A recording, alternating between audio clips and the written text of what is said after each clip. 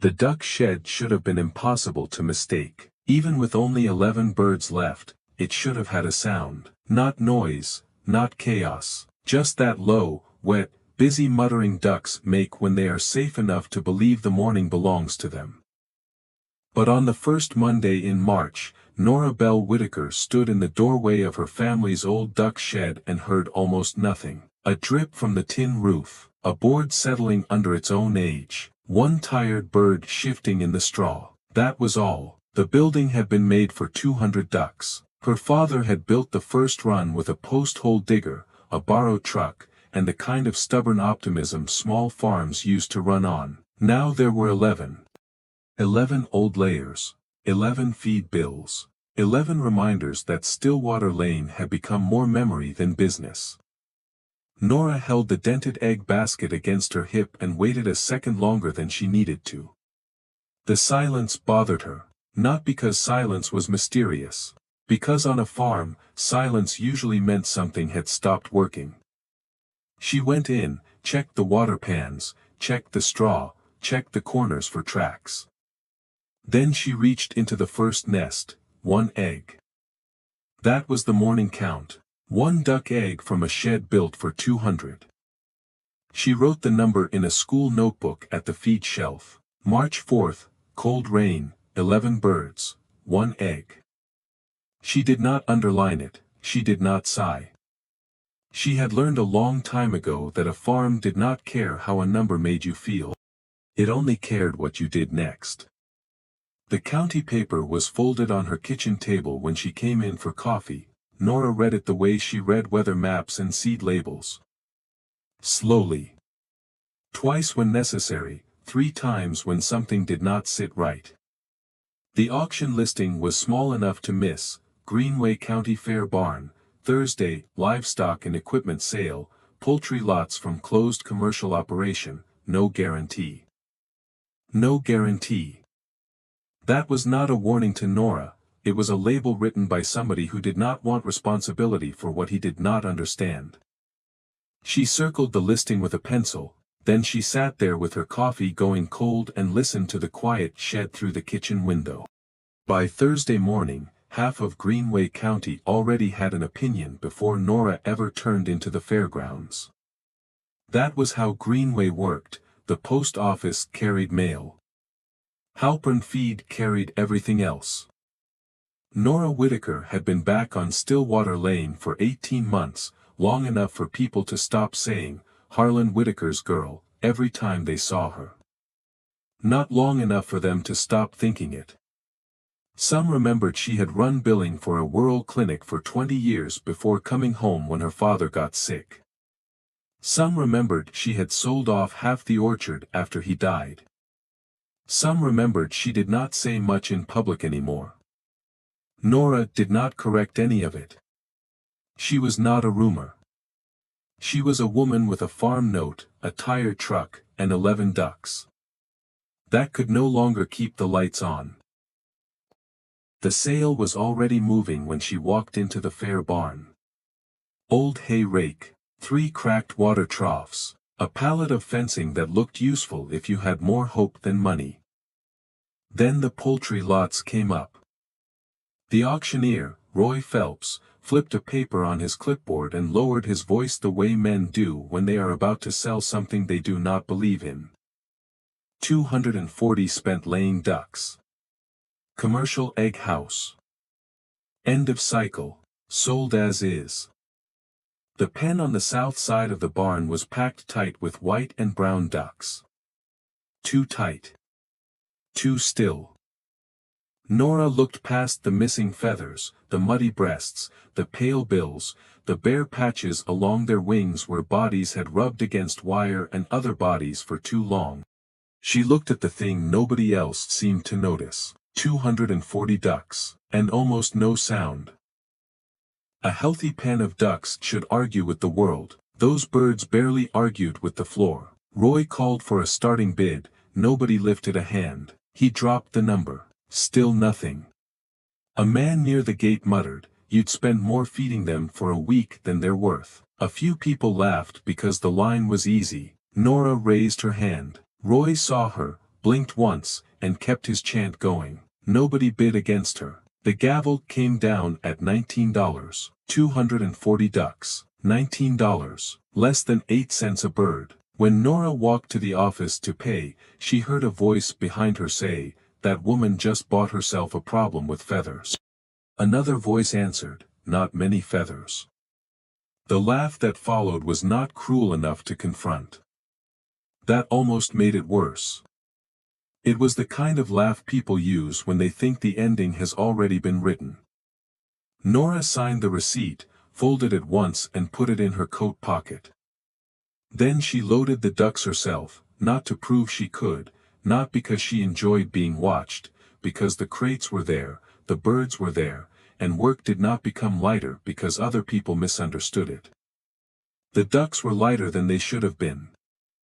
That was the first thing her hands told her. The bones were too easy to find beneath the breast, the feet were raw on some of them, several had trouble settling their weight when she lifted them from pen to crate. But their eyes were open, their necks still turned toward light. Their bodies still knew how to resist being held. Nora counted every crate twice. Then she strapped them down in the bed of the old red Chevrolet and drove the 12 miles home at 40 miles an hour. Behind her, the ducks started to murmur. Low.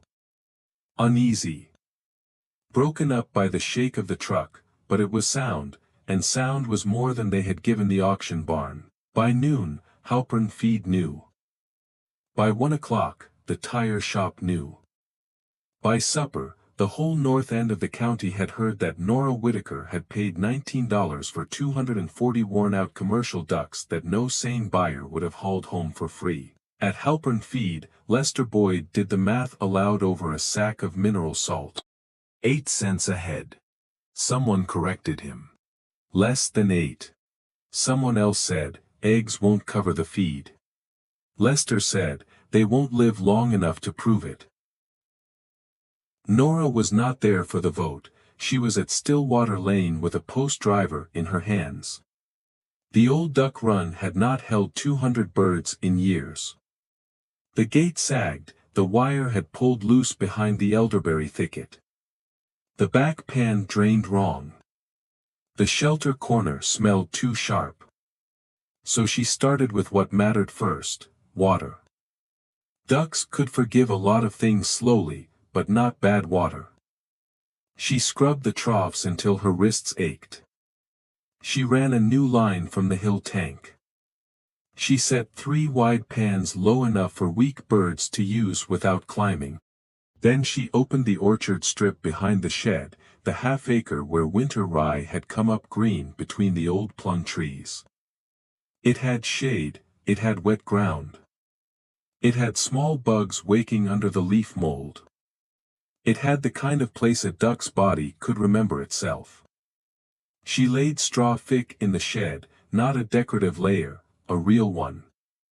She mixed layer pellets with game bird grower, cracked corn, oyster shell, and brewer's grain from the little taproom in Masonville that was happy to give away what it used to pay to haul off.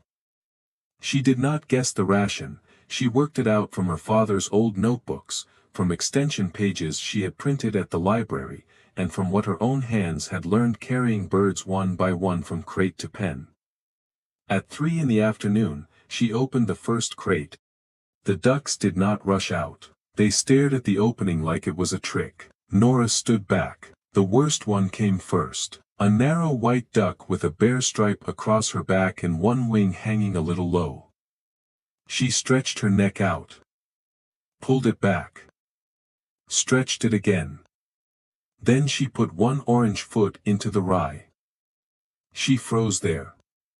1 foot in the crate. 1 foot in the grass. The whole flock seemed to hold its breath behind her. Nora did not move. The duck looked down at the ground as if the earth had spoken a language she had once known and then forgotten. 40 seconds passed. Maybe a minute, then the second foot came down. The duck took 3 steps, bent her head, and pressed her bill into wet soil.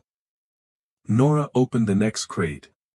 The first week brought no eggs, not one. Nora expected that. Stress shuts a bird down, moving shuts a bird down, hunger, crowding, fear, and poor condition shut a bird down long before it shuts a bird off completely. She had written that in the notebook before the ducks came home, so the zeros would not feel like failure when they arrived. March 8th, rain, 240 birds, 0 eggs. March 9th, wind from the west, 0 eggs. March 10th, comb condition poor, feather loss heavy, water intake high, 0 eggs. At Halpern Feed, the first week's report was treated like the closing argument. Not a single egg, Lester said. A farmer buying twine said, "Told you." The cashier looked through the front window toward the road and said, "It's only been a week." Nobody answered her because patience was not as entertaining as being right. Nora came in that Friday for oyster shell and 2 more sacks of grower. The conversation bent around her and went quiet at the center. She carried the sacks herself. On the way out, Lester said, not unkindly, "You know feed's not getting cheaper." Nora stopped with one hand on the door. "No," she said. "But neither is being wrong about what an animal needs." Then she left before anyone could decide whether she had insulted them. The second week was worse. That was the part people did not understand. Recovery does not look like recovery at first. It looks like more work with no proof. The straw spoiled faster than Nora expected because weakened ducks spill water with the desperation of animals that have not trusted water for a long time. 2 birds died in the same cold night. 7 had to be separated because stronger birds had started pushing them back from the grain. The raw-footed ones needed dry bedding twice a day. By the 10th day, Nora had spent more on feed and bedding than she had on the entire flock 10 times over. That was the week that doubt got practical, not emotional, practical. She sat at the kitchen table with the notebook, the feed receipts, and her father's old adding machine, and she ran the numbers 3 different ways. If the birds did not begin producing by week 5, she would have to cut the ration or cut somewhere else. If losses passed 20%, the recovery pen would become a lesson instead of an operation. If the egg buyers would not take duck eggs at a premium, she would be holding perishable inventory she could not move. Those were the facts. Facts did not scare her. What scared her was pretending they were not facts. So she wrote one line under the totals. Decision point, April 15th. Until then, full recovery protocol, not half, not almost. Full. Then she closed the notebook and went back outside. By week 3, the first sign arrived, so small a person could miss it by looking for something bigger. The narrow white duck who had stepped into the rye first had pin feathers coming through the bare strip on her back. Tiny, stiff, blue-gray at the base. Nora crouched beside her in the orchard and watched the bird preen carefully around the new growth. A bird does not preen what it has given up on. That morning, Nora counted pin feathers on 18 ducks. By afternoon she counted 31. The pale bills were darkening. The birds were walking farther from the shed. One of the brown ducks pushed another one away from the brewer's grain pan and made an indignant sound so loud Nora looked up and almost smiled. Not because fighting was good, because opinions were. A duck with an opinion had energy to spend on something besides surviving. She wrote that in plainer language. March 22nd. Increased vocalization. Foraging behavior visible. Feather regrowth present on multiple birds. The notebook did not say hope, it did not need to. Week 4 brought 8 eggs. Not 8 per day, 8 total. They were uneven, chalky, and smaller than they should have been. Nora did not sell them. She cracked each one into a saucer and looked. The yolks were pale, the whites thin. The shells inconsistent, not ready. She fed them back into the ration, cooked and chopped, because nothing on a small farm gets wasted if it still has a job to do. At Halpern Feed, somebody heard she had eggs and somebody else heard she was eating them herself because they were no good. By the time the story reached the barber shop, Nora had supposedly poisoned her own flock with cheap grain. Rumor was not only fast in Greenway County, it was efficient. It could turn an 8-egg recovery sign into evidence of failure before lunch. Nora did not answer it. She was watching the water. The flock's water use had steadied. The panic drinking had slowed. The ducks were bathing now instead of just gulping. That mattered. A duck that bathes is not only trying not to die. A duck that bathes is maintaining herself. That meant the body had begun believing tomorrow was likely. On the 35th morning, Nora opened the shed door and stopped before she stepped in. Sound hit her first. Not loud enough for anybody passing on the road to notice, but inside that shed, it filled every board. Low talk. Bills tapping pans. Feet moving through straw. A living, busy argument with the day. She walked to the nests. 6 eggs in the first row, 9 in the second. 5 behind the left water pan where they were not supposed to lay and apparently had opinions about that, too. By the time she finished, there were 43 duck eggs in 2 flats.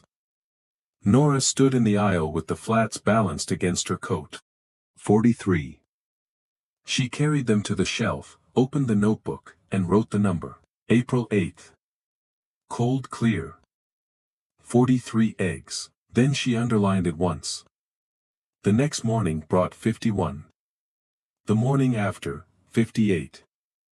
By the end of that week, she was collecting over 60 eggs a day. By the next week, 80 was no longer a surprise. That created a new problem. Not the kind Greenway County had predicted. A better one. Nora had too many eggs and not enough buyers. Duck eggs are not chicken eggs, with a different shape. Bakers know that. Nora knew bakers knew that, so she started there. The first stop was June's Bakery in Masonville, 20 minutes down the river road. June Alvarez had been making wedding cakes, breakfast rolls, and Sunday pies for 33 years, and she did not buy ingredients because a story was touching. She bought ingredients because they worked. Nora set 1 flat on the stainless counter and said, "I brought you a dozen to test." June cracked 1 into a bowl. The yolk stood high, deep gold at the center. The white held firm. June did not smile. That was when Nora knew she was interested. June cracked a second egg. Then a third. She looked at the shells, rubbed one between finger and thumb, and said, "These are from the auction birds." "Yes." June looked at the bowl again.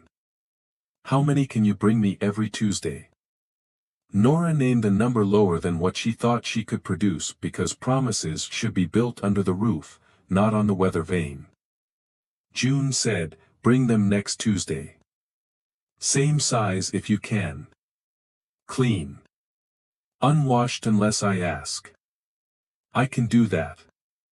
I'll pay above grocery price." "I know." June looked up then. For the first time she smiled. Good. The second buyer was the noodle shop near the college in Harton.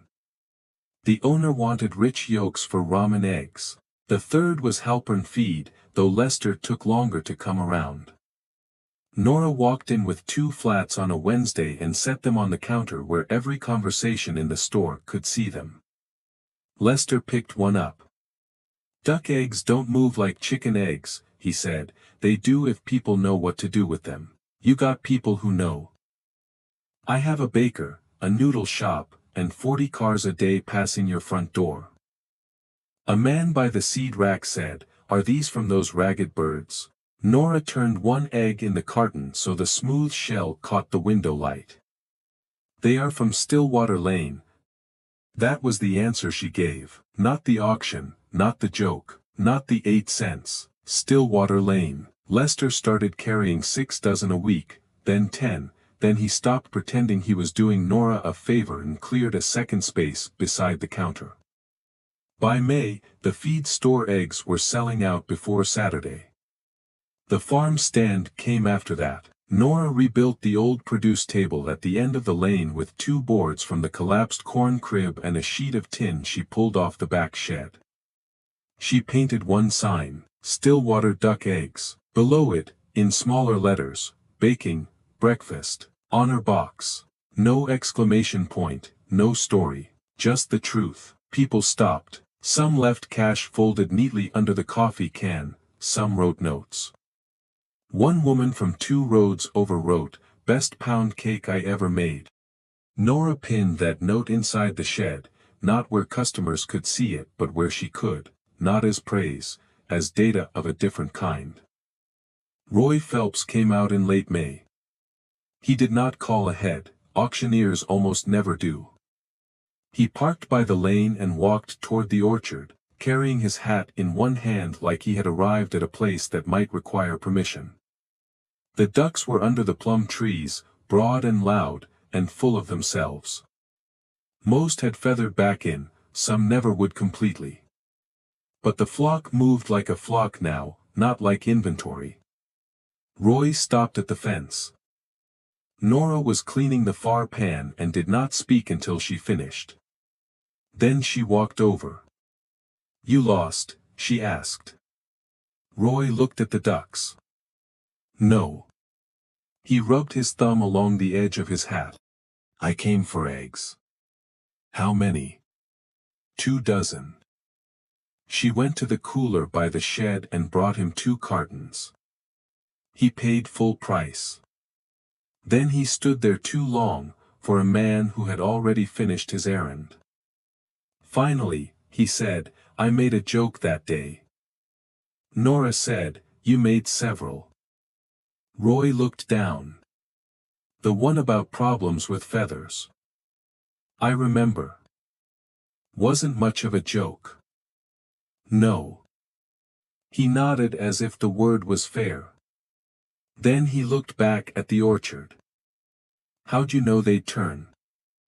Nora did not answer right away. One of the ducks shouldered another away from a patch of mud, offended by some private rule only ducks understood. "I didn't know," Nora said.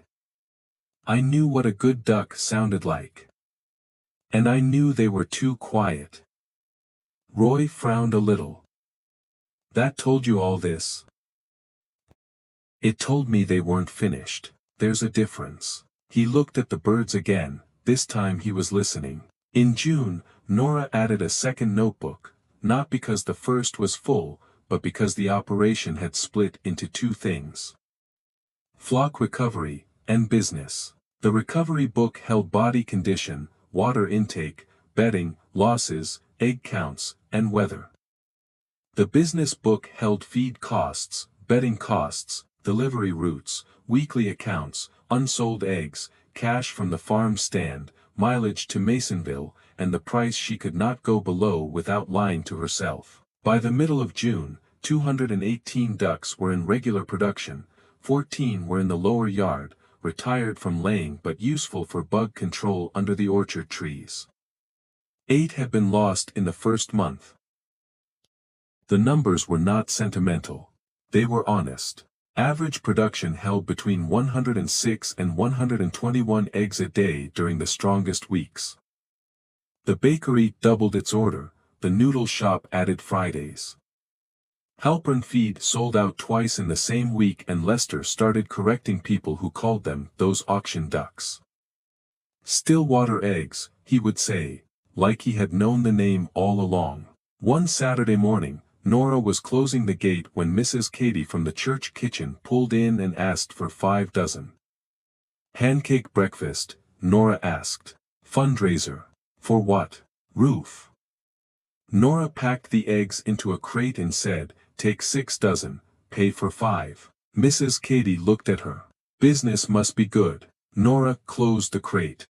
"Good enough to know what I can give away."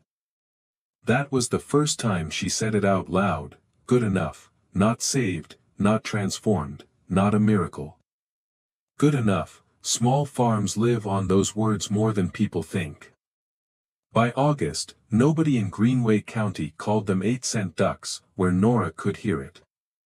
That did not mean they had forgotten. Small towns do not forget, they revise.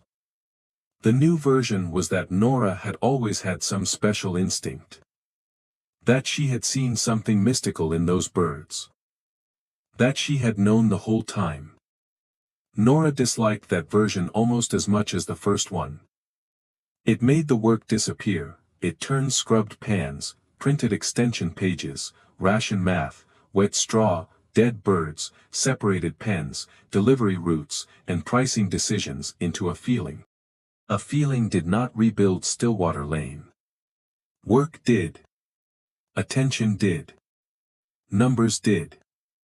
So did knowing the sound a healthy animal makes, and refusing to believe silence was the same thing as emptiness.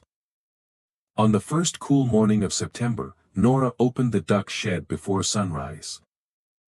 The sound came out warm and low. It met her at the door, it filled the old boards and the water pans and the straw and the orchard beyond the run. 200 birds talking to the morning like they had every right to be there. Nora collected 112 eggs before 7 o'clock. She wrote the count in the notebook. Then she looked back through the open door at the flock moving through the straw. She thought about the auction pen. 240 birds standing under fluorescent lights, almost silent, while people decided what they were worth. She thought about the first white duck with 1 foot in the crate and 1 foot in the rye, trapped between the life she had survived and the ground she had not yet learned to trust. Nora had not known how the story would end, she had known only that the silence was not proof. It was a question. And for 6 months, she had answered it with water, straw, feed, records, and the patience to let living things return in their own order. By the time the sun came over the plum trees, the shed was no longer quiet. The sound was the proof.